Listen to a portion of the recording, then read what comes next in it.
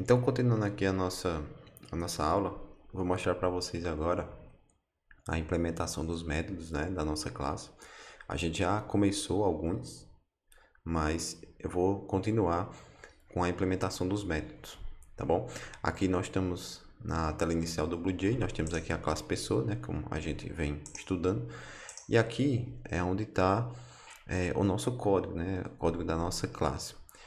Eu percebi que vocês estão com dificuldade em saber onde se encontra a nossa classe. Nossa classe, pessoal, ela é formada por tudo isso aqui, ó. Vou tirar aqui tudo para mostrar para vocês, ó. A nossa classe, ela é delimitada por essas duas chavezinhas aqui, ó, da linha 2 e da linha 5. Tudo que eu fizer ou que eu pedir para que vocês façam, vocês precisam fazer aqui dentro dessas chaves, tá certo? O BlueJ ele já nos dá uma identificação visual dizendo que a nossa classe é delimitada aqui por essa corzinha, um azul claro, certo? Então, se você fizer alguma coisa aqui fora, isso vai dar um erro, porque você está fora da classe, tá certo? Então, tudo que vocês forem fazer, lembrem de fazer aqui dentro da classe, dentro das chaves, que é o que delimita a classe de vocês, tá certo?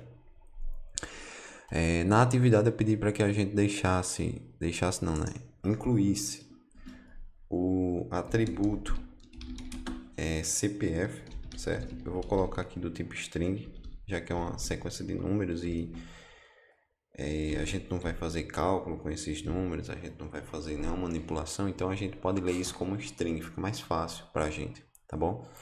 Então, ó, declaração de atributos, ela é aqui, logo no início da nossa, da nossa classe, as variáveis de instância, tá bom? Então a gente já tinha idade, já tinha nome e agora vamos adicionar o CPF.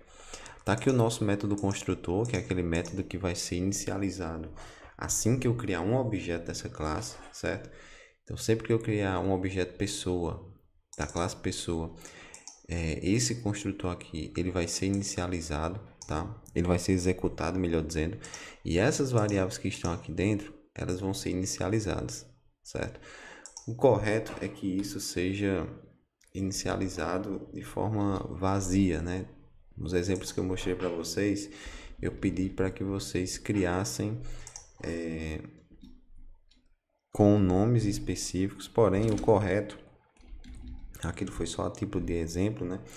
O correto é que a gente construa isso de forma vazia, porque quando eu coloco aqui as minhas informações, eu estou criando um usuário específico. No nosso caso lá da aula, nós estávamos criando o nosso usuário, né? O nosso objeto pessoa, digamos assim, né? Com o nosso nome, com o nosso CPF. Mas se falando de um mundo geral de programação, a gente vai criar os nossos objetos vazios, salvo em alguns momentos que seja realmente necessário criar esses objetos com alguma pré-definição, certo? Mas eu vou mostrar aqui um outro jeito de a gente fazer isso de forma automática, tá bom? Então, na atividade eu pedi, né, para inserir o atributo do CPF. Ele já está aqui, já declarei ele como meu atributo, já declarei ele aqui no nosso método construtor. Agora eu vou fazer os métodos get e set do CPF. Perceba que eu vou fazer, como eu falei, aqui dentro das chaves. Eu não vou fazer aqui fora, porque senão eu estaria saindo da minha classe e isso daria um erro, tá bom? Então eu vou fazer ele aqui, ó, dentro da minha classe. Então public void set CPF, recebendo, né, uma string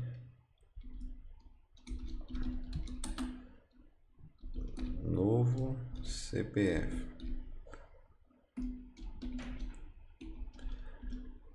E aqui dentro eu vou dizer o meu CPF vai receber esse novo CPF.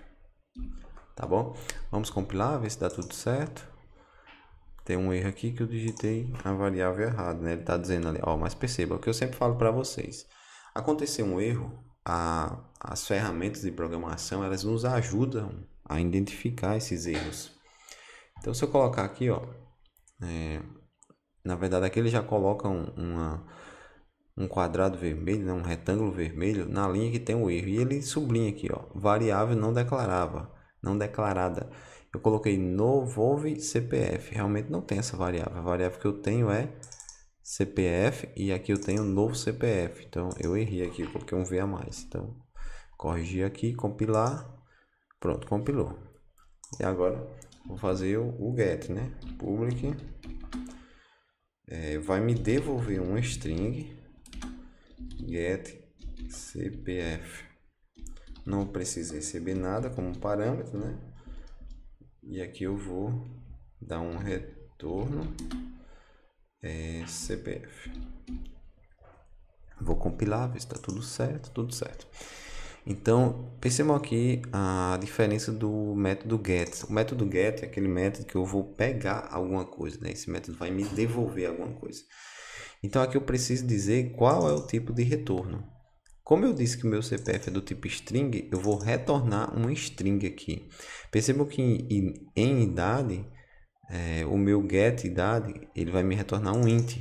Por quê? Porque idade é do tipo inteiro. Idade é do tipo inteiro, tá bom? Então, como o meu CPF é do tipo string, o meu get CPF vai me retornar uma string, tá bom? E aí eu coloquei na atividade o seguinte: quando assim que você criar um objeto, esse objeto precisa ter o CPF setado, certo? Eu vi que alguns alunos colocaram aqui no construtor o valor do CPF, um valor do CPF.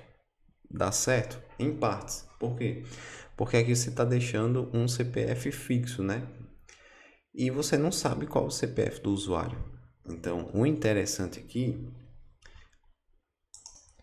é que a gente deixe realmente ele vazio, né? E quando a gente cria o objeto do tipo pessoa, a gente preencha ele com o método setCPF, certo? Em alguns momentos, a gente poderia chamar um método aqui setCPF direto. E assim que a gente, no momento que a gente criasse o objeto, ele chamaria esse método e a gente preencheria, certo? No BlueJ a gente não consegue fazer isso porque ele vai dar um erro, justamente porque ele está precisando aqui, ele precisa esse método, né? De um string, eu tenho que passar esse CPF, né, para o meu método, como a gente falou. Então é esse erro que ele está dizendo aqui, certo? Mas tem como a gente passar por esse desafio, digamos assim, né? Então, por hora, vamos fazer dessa forma. Nós vamos criar um objeto pessoa totalmente vazio, digamos assim. E quando a gente criar o objeto, nós vamos setando essas informações, tá certo? Então, aqui na nossa página inicial, vou criar uma pessoa, né, um objeto de pessoa. Vou clicar aqui com o botão auxiliar e new pessoa. Aqui ele sugere pessoa 1 para o nome do meu objeto, então eu vou deixar assim mesmo. Pronto. Aqui é um objeto do tipo pessoa, ou seja, uma instância dessa classe. Como eu sempre falo para vocês, a classe é meio que um alicerce, uma planta baixa, né, de uma casa, e o objeto é a casa em si, né, a casa construída com base nesse alicerce. Então aqui nós temos as definições, nós temos os métodos, nós temos as variáveis, e aqui nós temos de fato um objeto criado. Só que esse objeto criado, se a gente for exibir os dados, né, ele não tem nada, ele está vazio, né? Porque a gente criou ele assim. Então a gente vai lá com auxiliar também e vamos fazer os sets, né? Por exemplo, set CPF. Então aqui o usuário colocaria o CPF dele, certo? Ok. Vamos lá para set idade. O usuário colocaria a idade dele. E vamos aqui para set nome. O usuário colocaria o nome dele. Ok. Quando a gente for agora em exibir dados, perceba que agora a gente já tem informações, certo? Nós temos a idade e nós temos o nome. Professor, por que que não está aparecendo o CPF? Não está aparecendo o CPF porque a gente não colocou lá no nosso método exibir dados o CPF, né? Então basta a gente duplicar aqui essas linhas, essa linha de print e colocar aqui, né? CPF. E aqui eu vou exibir o CPF e não o nome, né? Vou compilar, deu certo. E agora mais uma vez vamos criar um objeto. Crio o objeto. Se eu for em exibir dados, ele agora já aparece o CPF. E por que os dados foram perdidos? Os dados foram perdidos porque o meu objeto ele foi perdido, né? Eu criei isso aqui agora. Então eu tenho que ir lá de novo, set CPF. Colocar as informações do CPF. Set idade.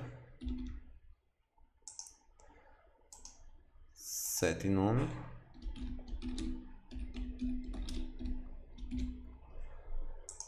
E agora quando eu for no método exibir dados, os meus dados vão aparecer lá, inclusive com o CPF. Tá certo, pessoal? Então essa era a tarefa. Espero que vocês tenham entendido e qualquer dúvida podem falar comigo.